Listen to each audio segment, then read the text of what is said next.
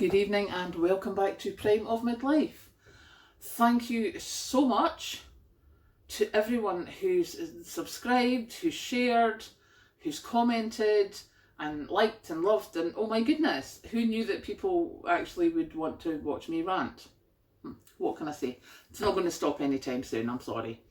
Tonight I want to talk about just a couple of different things, a couple of costs that are a bit hidden. Heather White, thank you, sent me a thing about our daily electricity bills by the standing charge. And I was like, oh, I need to go check mine. Now, Heather's has gone up to, it will cost her, instead of £67 a year, it's going to be 260 something a year. So I went and worked mine out, feeling very aggrieved. And I was like, mine's not gone up that much. Mine's gone up by about £80 a year. Why is mine not gone up that much? That's because my house is totally electric. I do not have a standing daily charge for gas. This is something to remember if you have gas and electricity, because it never ever occurred to me that people would have to pay the same sort of thing for their secondary provider. It completely went over the top of my head because I am totally electric here. So if you have gas and electricity, you're going to have to pay an increased standing charge daily for both of them. And if you're anything like Heather, it could be an extra £200 a year. Now, the government's trumping out that they, we've already given people £400 a year unless you're vulnerable, and then you're getting £1,200 extra. So out of that £400 a year, 200 of it's going on your standing charges, which leaves you £200. That'll barely get you through a month. What is that about?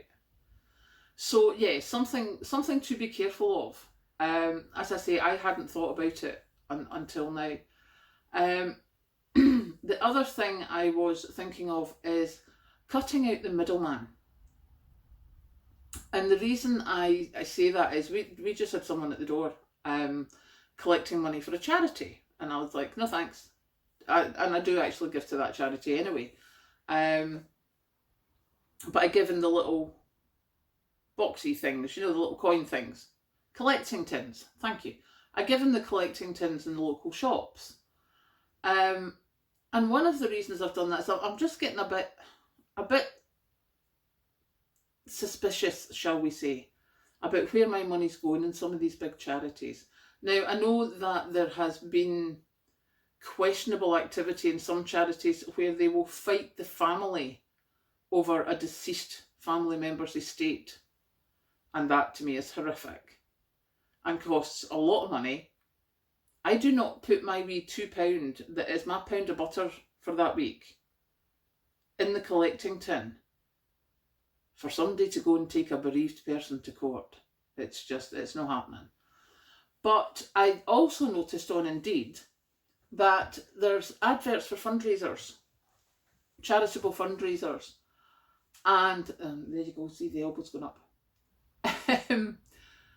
They're offering a basic wage of £20,000 a year, up to £28,000 with bonuses. You need to relocate, but they will put you up in a privately rented house and they will pay your bills. I'm sorry, what? So now you want me to give my hard-earned £2 to a charity where they're actually paying the fundraisers bed and board? Are you having a laugh? No. Because if you can afford to be paying that, I mean, obviously for some bean counter somewhere it has to be worth their while to shell that out. But morally, that is morally corrupt in my world. You are shelling, my wee brain was going, I was like, okay, so, I mean, there was 2 people at the door here. So I'm presuming they don't just put 2 out. There's probably 5 out per day. They're on 20k a year, so that's 100k a year, plus their rental property, plus all their utilities.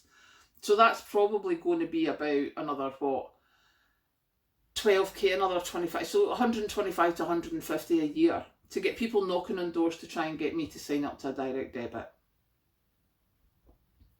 And that's what you're spending the money on when I think that I'm saving the dogs or saving the whales or helping the aged or doing whatever. Now, I do not know I'm not saying any of those charities do that. If you want to look them up, go look them up on Indeed. I'm not calling them out on here. But that's not what I give my £2 for. For some people to be going and living rent free without bills so that they can raise more money.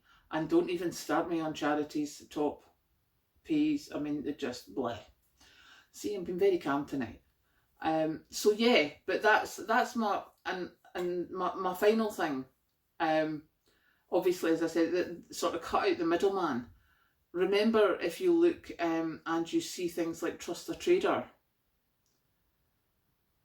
maybe check out what it is, because there's many of them. I don't know if it's Trust a Trader, I don't know if it's Check a Trader, but anything like that where you see, oh, we've got a register of members and, you know, we check them, etc.